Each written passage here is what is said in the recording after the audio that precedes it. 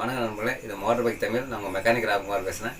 இந்த வீடியோவில் unicorn BS4 மாடலோட gear box எப்படி ஃபிக்ஸ் பண்ணணும் அப்படின்றது பார்ப்போம். இது BS4 மட்டும் இல்லை, BS4க்கு முன்னாடி உள்ள அனைத்து மாடலுக்கும் இது பொருந்தும். ஆனால் BS6க்கு வந்து பொருந்தாது, அது மாடல் வேறு.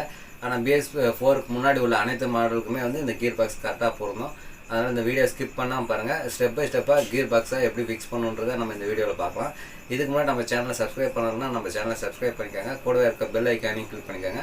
இப்போ வாங்க நம்ம வீடியோக்குள்ளே போகலாம்.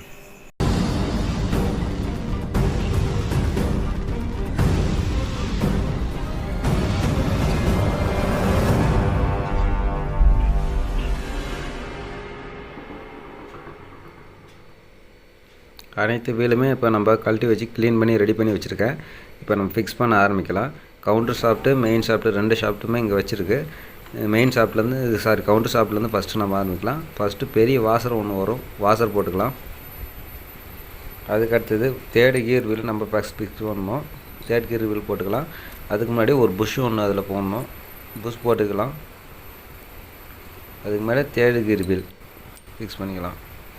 அதுக்கு மேலே ஒரு வாசர் பல்லாக வரும் பாருங்கள், அந்த வாசர் வரும். அந்த வாசர் நான் போட்டுக்கிறேன். அதுக்கு மேலே ஒரு ஷர்ட் கிளிப்பு வரும்.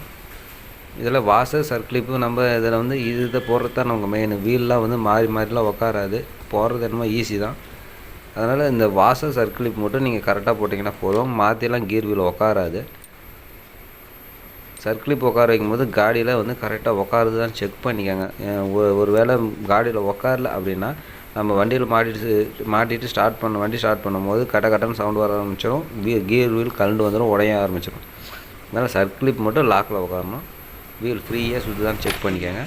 அடுத்தது நம்ம ஃபோர்த்து கியர் வீல் மாட்டிக்கலாம். ஃபோர்த்து கியர் வீல் வந்து இந்த கட்டையாக வர பக்கம் வரணும். இது வந்து மேலே ஒரு ரவுண்டாக வருது பாருங்கள், இது பட்டையாக வரும். பட்டையாக வர பக்கம் அடியில் வர மாதிரி போட்டுக்கோங்க. ஓகே, கரெக்டாக மேட்ச் ஆகுதான்னு செக் பண்ணிக்கிட்டு அதுக்கு மேலே நம்ம ஒரு வாசர் போடணும்.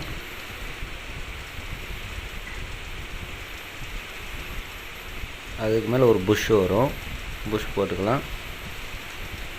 அதுக்கு மேலே ஃபஸ்ட்டு கியர் வீல் வந்து நம்ம ஃபிக்ஸ் பண்ணணும்.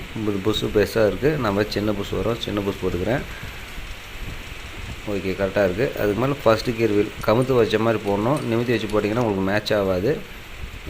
கமுத்து வச்ச மாதிரி போடணும். அதுக்கு மேலே ஒரு வாசல். இந்த பக்கம் வேலை முடிஞ்சது. அடுத்தது நம்ம ஆப்போசிட் சைடு மாற்றலாம்.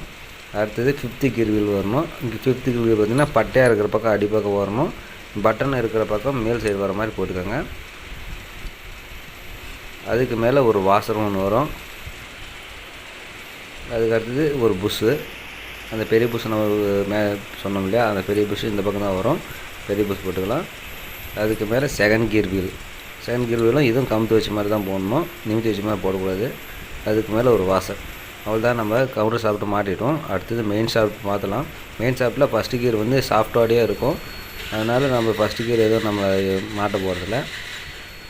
அடுத்தது வந்து நம்ம ஃபோர்த்து கியர் மாற்றணும். ஃபோர்த்து கியர் வீல் வரதுக்கு முன்னாடி அடியில் ஒரு புஷ் வரும், புஷ் போட்டுக்கலாம். புஷ் போட்டாச்சு. அடுத்தது ஃபோர்த்து கியர் வீல் மாட்டிக்கலாம். அதுக்கு மேலே ஒரு அதே பல்லாக வாசர் ஒன்று சின்ன வாசர் வரும். அது வந்து இந்த கவுண்டர் மெயின் ஷாஃப்ட்டுக்கு வரது தான், அது போட்டுக்கலாம். வாசர் உட்காரத்துக்கு கொஞ்சம் கஷ்டமாக இருக்கும். அதனால் நல்லா ஃபிக்ஸ் பண்ணி அடி வரைக்கும் இறங்குற மாதிரி நல்லா அமுத்தி விட்டுட்டு போடுங்க. அதுக்கு மேலே ஒரு சர்க் கிளிப் வரும். சர்க் கிளிப் போட்டு நம்ம வாசரை லாக் பண்ணிக்கலாம்.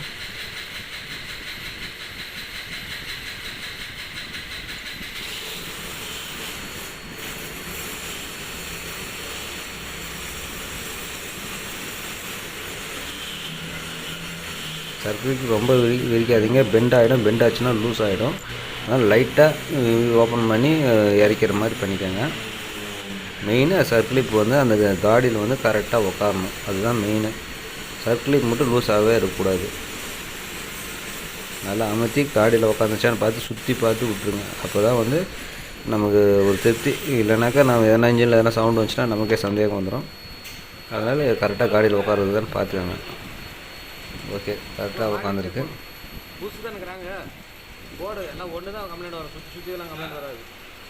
அதுக்கு அடுத்தது நம்ம தேர்ட் கியர் வீல் போடணும். இப்போ நம்ம இந்த பக்கம் பட்டன் இருக்குது, இதில் வந்து பட்டையாக இருக்குது, அந்த ஓப்பன் இருக்கிற பக்கம் கீழே வர மாதிரி போட்டுக்கலாம். ஏன்னா அந்த காடியில் போய் கரெக்டாக மேட்ச் ஆகிறதுக்கு இது கரெக்டாக இருக்கும். டைட்டாக இருக்குது. ஏன்னா காடியில் அது கரெக்டாக உட்கார வச்சோம்னா ஃப்ரீயாக போயிடும். பாருங்க, உள்ளே போயிடுச்சுன்னா அது ஃப்ரீயாக இருக்கும். ஓகே, ரெண்டு கரெக்டாக மேட்ச் ஆகுதான்னு செக் பண்ணிக்கோங்க. செக் பண்ணிட்டு இதுக்கு மேலே நமக்கு ஒரு சர்க்ளிப் வரும். சர்க்ளிப் போட்டுக்கலாம்.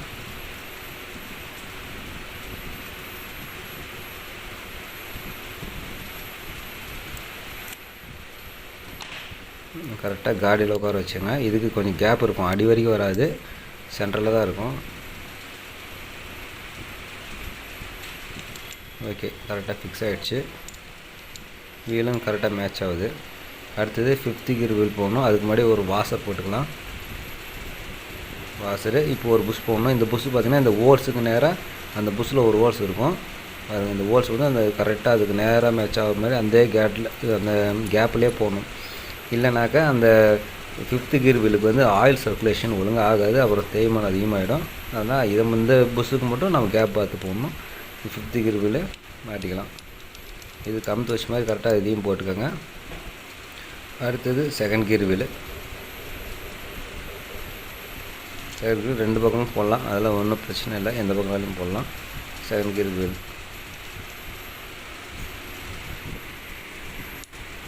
ஓகே உட்காந்துச்சு. இப்போ ஃப்ரீயாக இருக்கான்னு சுற்றி பார்த்துக்கோங்க.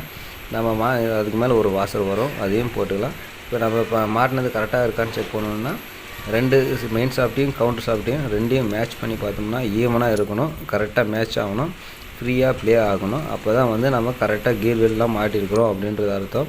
இல்லை கரெக்டாக மேட்ச் ஆகலை அப்படின்னாக்கா நம்ம ஏதோ தப்பு பண்ணிதான் அர்த்தம். சரி, இந்த வீடியோ பார்த்ததுக்கு மிக்க நன்றி. தேங்க்ஸ் ஃபார் வாட்சிங்.